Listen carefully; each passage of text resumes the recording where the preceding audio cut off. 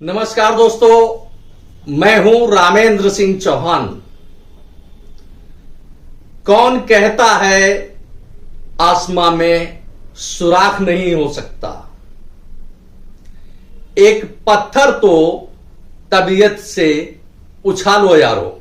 जी हां, यह शेर या शब्द विन्यास यूं ही नहीं है, यह एक पराक्रम का, शौर्य का, शक्ति का, ताकत का एहसास कराता है। जी हां दोस्तों, यह शेर काफी कुछ राजनीति में एक खास व्यक्ति पर लागू होता है।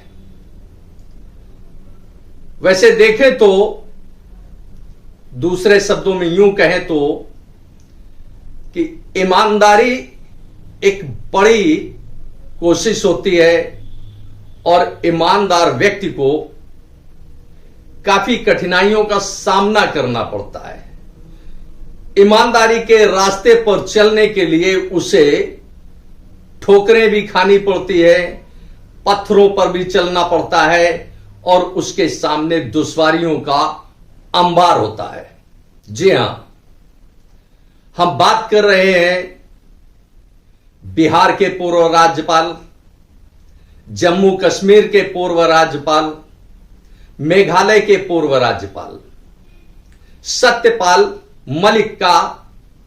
हम उनकी बात करते हैं, सत्यपाल मलिक की, जो 3 प्रदेशों के हाल में राज्यपाल रहे हैं। बिहार में राज्यपाल थे, इसके बाद सत्यपाल मलिक को जम्मू कश्मीर भेज दिया गया। 2017 में उनको बिहार का राज्यपाल बनाया गया, उसके बाद उनको जम्मू कश्मीर भेज दिया गया। इसके बाद सत्यपाल मलिक को मेघालय भेज दिया गया। अभी पिछले दिनों एक खबर सामने आई कि पूर्व राज्यपाल सत्यपाल मलिक से सीबीआई ने पूछताछ की। या वही सीबीआई है जिसे कभी तोता कहा गया था, वह सीबीआई अब पूर्व राज्यपाल सत्यपाल मलिक से पूछताछ कर रही है। अब यह पूछताछ किसी हल्के फुल्के मामले में नहीं की जा रही है और राज्यपाल से पूछताछ किया जाना एक गंभीर विषय भी है, गंभीर मामला भी है। तो आइए चलते हैं, आपको इसके पीछे का सीन दिखाते हैं, कुछ वर्षों पहले का सीन दिखाते हैं। पूर्व राज्यपाल झुंझुनू राजस्थान में एक कार्यक्रम में अपने उद्गार व्यक्त कर रहे थे और उन्होंने सीधे सीधे यह आरोप लगाया था कि उनको 300 करोड़ रुपए की रिश्वत देने की पेशकश की गई।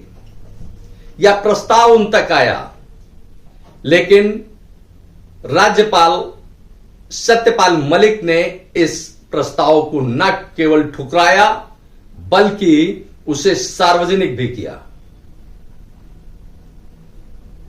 अब यह पूरा प्रकरण क्या था, आइए इस पर गौर करते हैं। जैसी कि चर्चा रही, जैसा कि खबरों में सामने आया, उस समय सत्यपाल मलिक जम्मू कश्मीर के राज्यपाल थे। उनके पास 2 फाइलें आई जिन पर उनको बताया गया, जैसा कि उन्होंने अपने संबोधन में झुंझुनू राजस्थान में बयां किया। या 2 फाइलें थी, 2 ये किसी प्रोजेक्ट की फाइलें थी जिन पर 150 करोड़ यानी कुल मिलाकर इनको 300 करोड़ रुपए रिश्वत देने की पेशकश थी, रिश्वत देने का प्रस्ताव था। लेकिन ईमानदार सत्यपाल मलिक ने, यानी ईमानदार राज्यपाल सत्यपाल मलिक ने उसको खारिज कर दिया और उन फाइलों पर अपने दस्तखत नहीं किए, हस्ताक्षर नहीं किए, अपनी अनुमति नहीं दी, अपनी स्वीकृति नहीं दी और उन फाइलों को वापस लौटा दिया गया।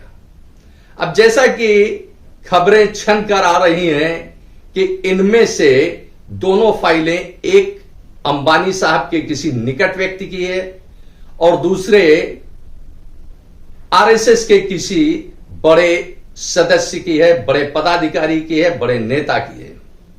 अब यह कौन है यह तो अभी खुलासा नहीं हुआ है, खुलकर सामने नहीं आया है, लेकिन जिस प्रकार राज्यपाल ने यानी पूर्व राज्यपाल सत्यपाल मलिक ने इस तरह के भ्रष्टाचार का जो खुलासा किया वह देश के लिए चिंता की बात है।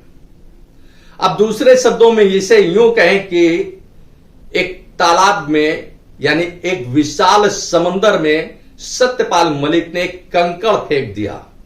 यह कंकड़ फेंकना यह है कि उन्होंने भ्रष्टाचार के इस मामले को उजागर कर दिया। इसके बाद जो कंकड़ फेंका गया तो समंदर में खलबली मच गई, एक तरह से भूचाल आ गया। अब यह भूचाल देश की राजनीति पर है कि राजनीति में किस प्रकार और कैसा भ्रष्टाचार व्याप्त है। यूं कहें कि खादी पूरी कहीं ना कहीं दागदार जरूर है। और जम्मू कश्मीर का मामला होने के से एक बात और स्पष्ट होती है, जम्मू कश्मीर हमारे भारत का एक बहुत ही संवेदनशील हिस्सा है, बहुत ही संवेदनशील अंग है। राज्यपाल जब ये सत्यपाल मलिक जम्मू कश्मीर के राज्यपाल थे उसी वक्त धारा 370 हटाई गई, यानी पूरा जो सिनेरियो था, जो खाका खींचा गया, वह सब सत्यपाल मलिक के राज्यपाल रहते हुआ। जी हां, तो अब यह बड़ी जांच का विषय है। इस पर संभवतः वहां कोई प्राथमिकी दर्ज हुई है जम्मू कश्मीर में इस विषय को लेकर कि राज्यपाल को 300 करोड़ रुपए की रिश्वत देने का प्रस्ताव किया गया, प्रयास किया गया, कोशिश की गई। तो उसी सिलसिले में पिछले दिन देश के यानी 3 प्रदेशों के बिहार, जम्मू कश्मीर और मेघालय के पूर्व राज्यपाल सत्यपाल मलिक से सीबीआई ने पूछताछ की।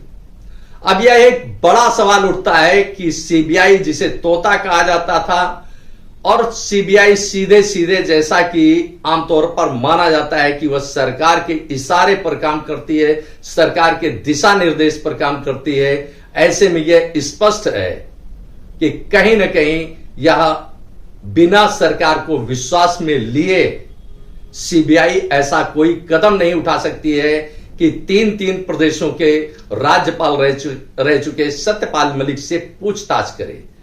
बिना सहमति के, बिना सरकार की इच्छा के, बिना उसके दिशा निर्देश के, बिना उसके संज्ञान में लाए हुए सीबीआई इस तरह की जांच नहीं कर सकती। इससे स्पष्ट है कि पूर्व राज्यपाल सत्यपाल मलिक ने जो एक कंकड़ फेंका है कि देश में किस तरह से भ्रष्टाचार व्याप्त है, खास तौर से उच्च पदों पर, उस पर एक गंभीर मामला बनता है, गंभीर स्थिति बनती है, या देश के लिए बहुत ही शर्मनाक स्थिति है।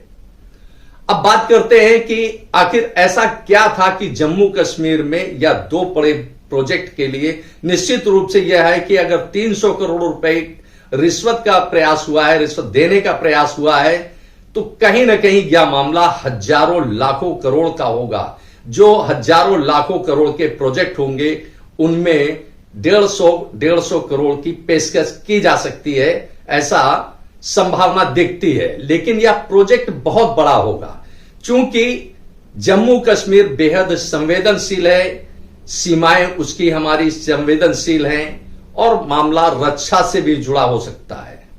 यह बड़ी जांच का विषय है कि कैसे इसमें क्या है, कौन इसमें शामिल है, इसका देखा जाना बहुत जरूरी है क्योंकि राष्ट्र की अस्मिता से लेकर के राष्ट्र की रक्षा तक का सवाल है।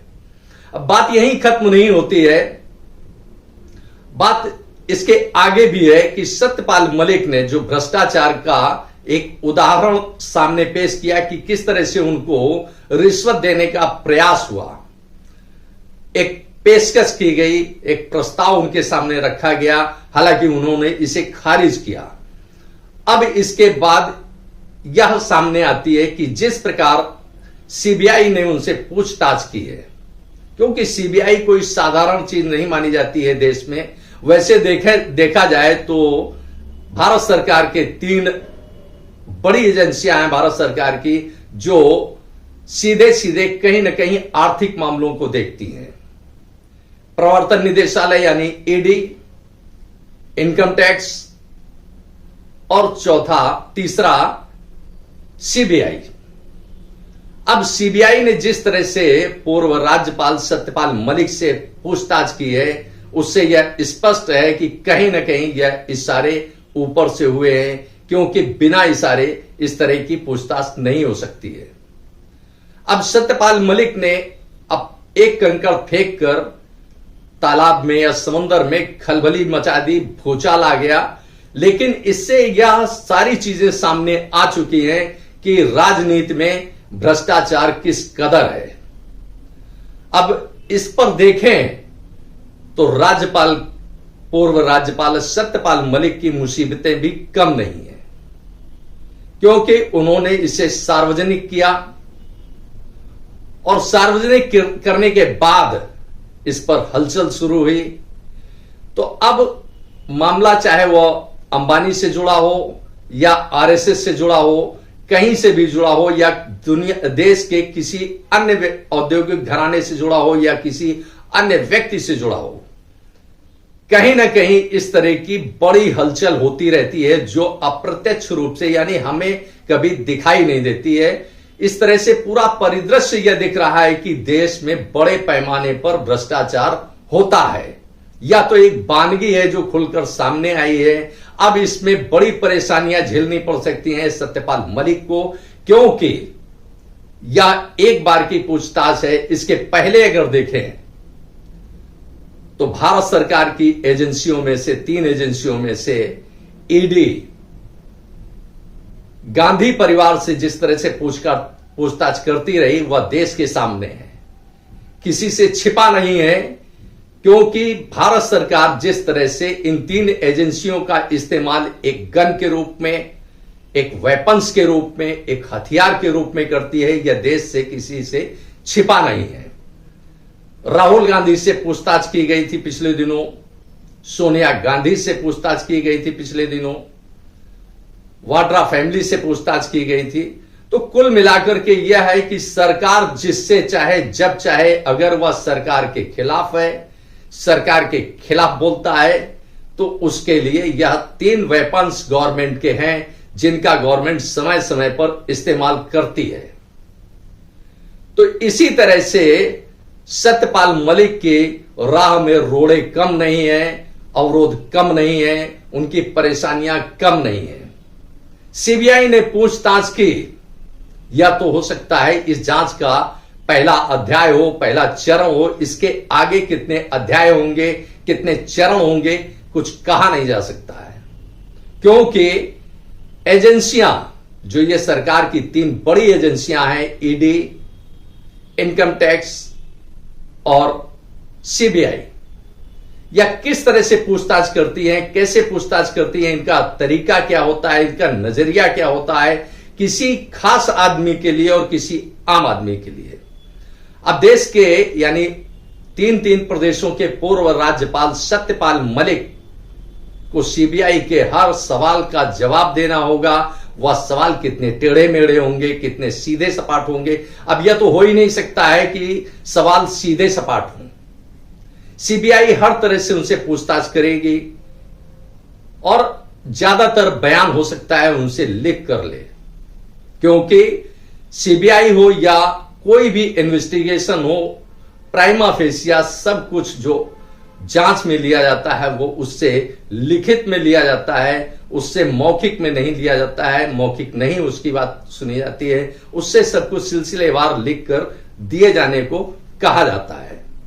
तो इस तरह से पूरे परिदृश्य में देखें तो सत्यपाल मलिक ने इस तरह का मामला उजागर करके भ्रष्टाचार का जो एक बड़ा आवरण है, बड़ा कैनवास है, उसको तो खोल दिया, लेकिन अपने लिए बड़ी मुसीबतें खड़ी कर ली हैं, इसमें कोई शक नहीं है। क्योंकि जिस तरह से पूरा सिनेरियो दिख रहा है उससे कहीं ना कहीं यह सारी चीजें स्पष्ट हैं, दिख रही हैं। अब इसमें भारत सरकार यह कह सकती है कि इससे उसका कोई नहीं, कानूनी रूप से जो प्रक्रिया है वो अपनाई जा रही है, तो शायद कोई इसमें वह गलत भी नहीं कहेगी, क्योंकि प्रत्यक्ष रूप से तो यही दिखता भी है। लेकिन जिस तरह से पूरा मामला दिख रहा है उसमें सत्यपाल मलिक की कहीं ना कहीं परेशानियां ज्यादा बढ़ेंगी और इससे ज्यादा भी बढ़ सकती हैं। लेकिन दोनों तरह की बात है इसमें कि देश की सुरक्षा के लिए यह जरूरी है कि यह पूरा मामला जांच में सामने आए, चाहे वह सुप्रीम कोर्ट के जजों की एक बेंच इसकी जांच करे, इसको देखे, या फिर कोई और उच्च स्तरीय जांच हो, जिससे यह पूरा, क्योंकि देश की रक्षा से जुड़ा यह मामला संभवतः लगता है, क्योंकि जिस प्रकार से देखें तो जम्मू कश्मीर में कोई मामूली बात नहीं हो सकती है, क्योंकि यह देश का एक अति संवेदनशील राज्य है, देश का अति संवेदनशील हिस्सा है। तो वहां अगर इस तरह की कोई घटना होती है तो वह मामूली नहीं है। और दूसरी तरफ यह है कि भ्रष्टाचार का जो यह मामला सामने सत्यपाल मलिक ने रखा था, वह भी एक देश के लिए चिंता की बात है, चिंता का विषय है, क्योंकि भ्रष्टाचार का मामला कहीं का भी हो, वो देश के लिए कहीं ना कहीं नासूर होता है, एक जख्म होता है, एक घाव होता है, जो धीरे धीरे बढ़ता जाता है, और उस पर अंकुश न लगाया गया तो पूरा शरीर वह गला देता है।